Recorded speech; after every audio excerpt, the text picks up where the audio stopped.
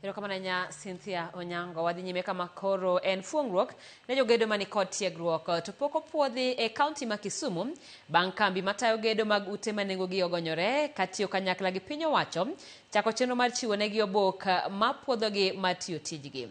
Ma timore kinde mar Awere kod mine e kaunti ma Kisumu ochiwo puoch gi pak ne sirikand Kenya Kwanza kuom loso negi thuolo mag tije kokalo kuom gedo mar ute ma nengogi ogonyore.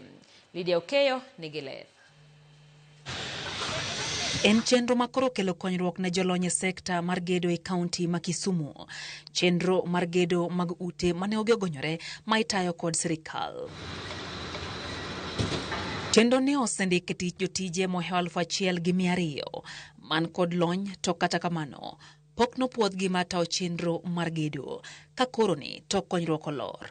Bang' sirikal katiyo kanyakla gi kar tiegruok mar Kisumu National Polytechnic chiwo thuolo ne jogedo go mar yudo puodhruok makama. As Kisumu National Polytechnic, we have certified a total of 129 certified RPLs, and we have given them certificates. Currently, we're in the process of having the third cohort. And in this third cohort, at this particular site, we have identified a total of 256 candidates who are skilled and they don't have certificates.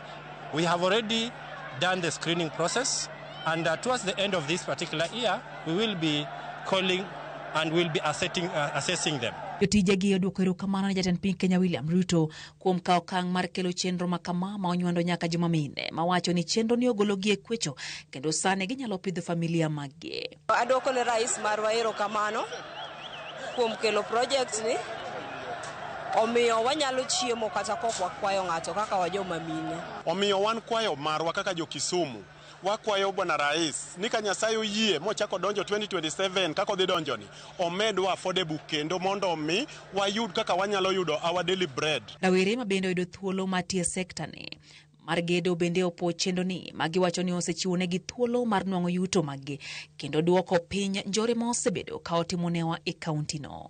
Program ni osekonyowa nikech koro omiyo wayudo tich mayot mok wadhi kuonde mabocho kwatiko skul to wan gi kuonde ma wanyalo hustle, wanyalo chulo our bills kata kok wakwayo ng'ato. Weche mag insecurity orumo Kisumu.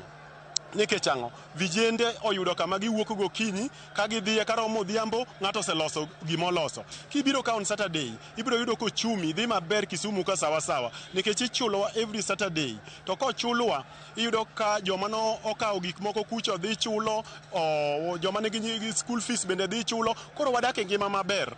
Nyaka sani jata chenro ni Jared Buoga oyango ni 60% mag utegi osechak ng'iewo kawo ji oganda mondo mi or kwayo mar ng'iewo utegi kokalo mbui mar Boma Yangu kaka yor neno ni gidak achana e kinde mabiro. The channel is Boma Yangu platform or through the USSD 834 hash.